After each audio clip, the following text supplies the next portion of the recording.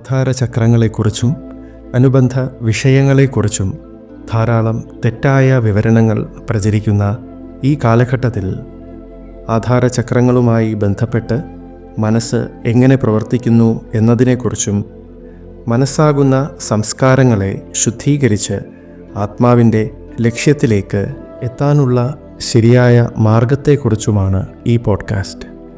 ഇതിൽ സംപൂജ്യനായ ഗുരു ബോധിസത്വൻ മാധവാചാര്യൻ നൽകിയിട്ടുള്ള സത്യജ്ഞാനമാണ് പങ്കുവയ്ക്കുന്നത്. ഈ വിഷയത്തെക്കുറിച്ച് ലോകത്തിന് ആദ്യമായി ലഭിക്കുന്ന ജ്ഞാനമായതുകൊണ്ട് തന്നെ സത്യാന്വേഷികൾ ഈ പോഡ്കാസ്റ്റ് അവസാനം വരെ ശ്രവിക്കുക. മൂലാധാര മനസ്കനിൽ നിന്നും ആജ്ഞാമനസ്കനിലേക്ക്.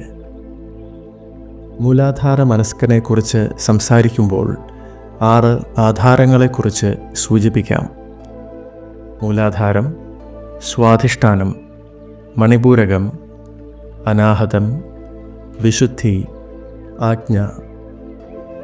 നട്ടെല്ലിൻ്റെ ആരംഭം മുതൽ മുകളിലേക്ക് നട്ടെല്ല് അവസാനിക്കുന്ന ആജ്ഞ വരെ നട്ടെല്ലിന് പുറകിലായി നട്ടെല്ലിനോട് ചേർന്നാണ് ആധാരചക്രങ്ങൾ സ്ഥിതി ചെയ്യുന്നത്.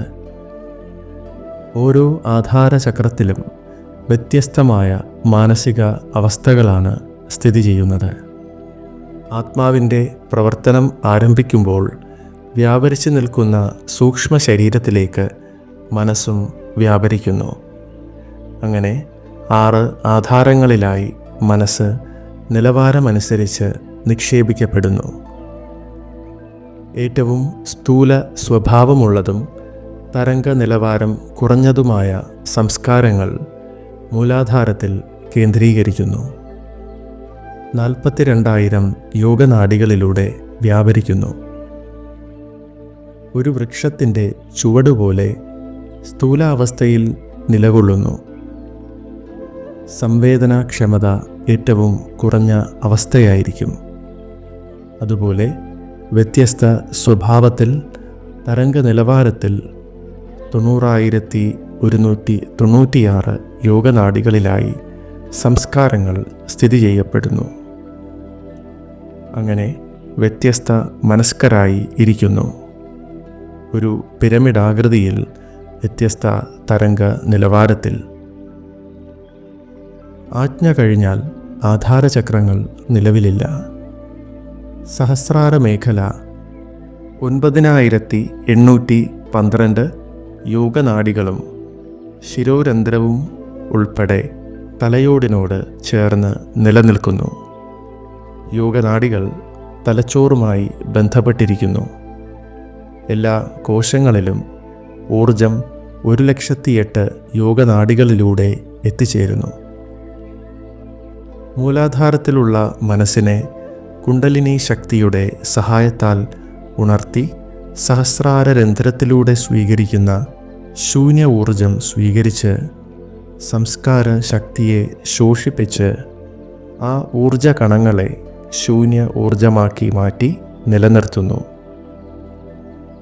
ശ്വാസത്തോടൊപ്പം മനസ്സിനെ നിർത്തി സൂക്ഷ്മമായി നിരീക്ഷിക്കുന്ന ധ്യാനം ചെയ്യുമ്പോൾ ക്രമേണയായി ആധാരചക്രങ്ങളും ഉണർന്ന് മുകളിലേക്ക് ആജ്ഞയിൽ എത്തിച്ചേരുമ്പോൾ അവിടെ ഒരു ബിന്ദുവിൽ കേന്ദ്രീകരിക്കുന്നു. വ്യക്തി ശാന്തനും സത്കർമ്മിയും നിഷ്കാമകർമ്മം ചെയ്യുന്നവനും വിവേകിയും ഒക്കെയായി നല്ല മനുഷ്യനായി മാറുന്നു. അപ്പോഴേക്കും മനസ്സും ശ്വാസവും ഒന്നായി സൂക്ഷ്മമായ ഒരു തലത്തിലേക്ക് എത്തിച്ചേരുന്നു. സാക്ഷിഭാവം കൈവരുന്നു. സംവേദനാക്ഷമത വളരെയേറെ വർദ്ധിക്കുന്നു. വിവേകിച്ചറിയാനുള്ള ശക്തി ലഭിക്കുന്നു. തുടർന്ന് ആത്മാവിൻ്റെ യാത്ര സത്യത്തിലേക്ക് ആകുന്നു. തടസ്സമായി നിൽക്കുന്ന സംസ്കാരങ്ങളുടെ സ്വാധീനത്തിൽ നിന്നും വിടുതൽ നേടി ജ്ഞാനമാർജിക്കാനുള്ള യാത്ര ആരംഭിക്കുന്നു. അത് ലക്ഷ്യത്തിലേക്കുള്ള യാത്രയാണ്. ഈ യാത്രയിൽ ഓരോ ആധാരചക്രങ്ങളും കടക്കുമ്പോൾ വ്യത്യസ്ത അനുഭവങ്ങൾ ഉണ്ടാവുകയും സംശയങ്ങൾ ഉണർന്നു വന്ന് യാത്രാ തടസ്സം സൃഷ്ടിക്കാതിരിക്കാൻ ഇതുവഴി സഞ്ചരിച്ച് ലക്ഷ്യത്തിലേക്കെത്തിയ വഴികാട്ടിയുടെയും വഴി നടത്തിപ്പുകാരൻ്റെയും സഹായത്താൽ ആത്മാവിനെ ലക്ഷ്യത്തിലേക്കെത്തിക്കാം. സ്ഥിതിവിശേഷങ്ങൾ ഉണരുക തുടങ്ങി പല തലങ്ങളും കടന്നു പോകേണ്ടതുണ്ട്. ധ്യാനത്തിൽ ഭ്രമിച്ചിരിക്കാതെ, രമിച്ചിരിക്കാതെ, മരവിപ്പിലേക്ക് പോകാതെ മുന്നേറേണ്ടതുണ്ട്. വളരെ സൂക്ഷ്മതയോടുകൂടി പരിശീലിക്കേണ്ട ധ്യാനമാർഗമാണ് അമാസനാധ്യാനം. പ്രാധാന്യം മനസ്സിലാക്കി സാധനയോടൊപ്പം പഠനവും തുടരുക. താനെന്ന സത്യത്തെ കണ്ടെത്താനാകും. സാധകർ സാധന തുടർന്നുകൊണ്ടേയിരിക്കുക. സംശയ നിവാരണം വരുത്തുകയും വേണം. സാധകർക്ക് വേണ്ടുന്ന എല്ലാ ജ്ഞാനവും ഓരോ വിഷയങ്ങളായി ഈ ചാനലിലൂടെ തുടർന്നും ലഭ്യമാക്കും. അതിനായി ചാനൽ സബ്സ്ക്രൈബ് ചെയ്യുക. സത്യജ്ഞാനം ഈ കാലഘട്ടത്തിൻ്റെ ആവശ്യകതയാണ്. വിജയം സുനിശ്ചിതം. വിജയം സുനിശ്ചിതം. വിജയം സുനിശ്ചിതം.